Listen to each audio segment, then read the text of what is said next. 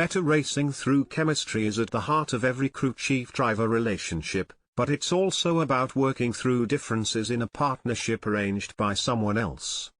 I mean, think of it like a marriage, I guess, Austin Cindric said.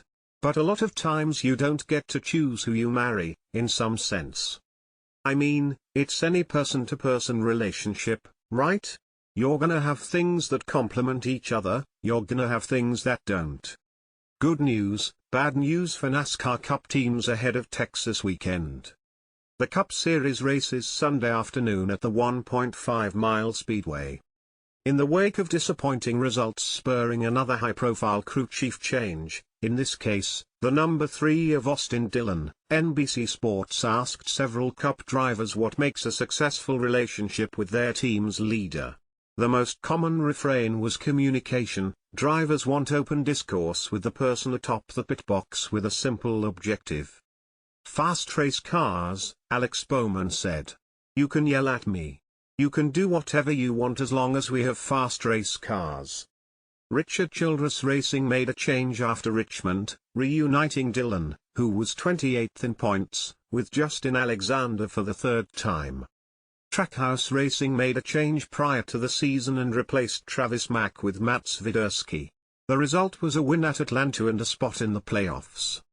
Team Penske has shuffled its lineups multiple times, most notably in 2020 when Brad Keselowski, Ryan Blaney and Joey Logano all began working with new crew chiefs and teams. Cindric has worked with 2 different crew chiefs in little more than 2 seasons of Cup racing. A top crew chief is not the only key to success. They are supported by teams of engineers, mechanics, interior specialists and tuners. The crew chief is just the person who runs the show, much like a coach on the NFL sidelines. Social media content spearheads Stewart-Haas Racing's team building. Stewart-Haas Racing entered a new era with Noah Gragson, Chase Briscoe, Ryan Preece and Josh Berry leading the way. Kyle Busch pointed out that there were plenty of good minds at RCR. Rodden achieved success as an engineer and crew chief while working at such organizations as Evernham Motorsports, Chip Ganassi Racing, and Hendrick Motorsports. There are just other underlying factors that play a role in the success of each particular pairing. Sometimes, the situation just isn't a great fit. Though Hendrick essentially let William Byron handpick Rudy Fugle, drivers and crew chiefs usually are matched by team executives without guarantee of success. I mean, it's a relationship just like any other one, Logano said. It's hard though because you don't know what you got until you work together.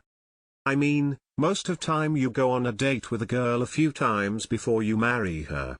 And in this case, you go on a couple of job interviews and you go to work and you hope it works.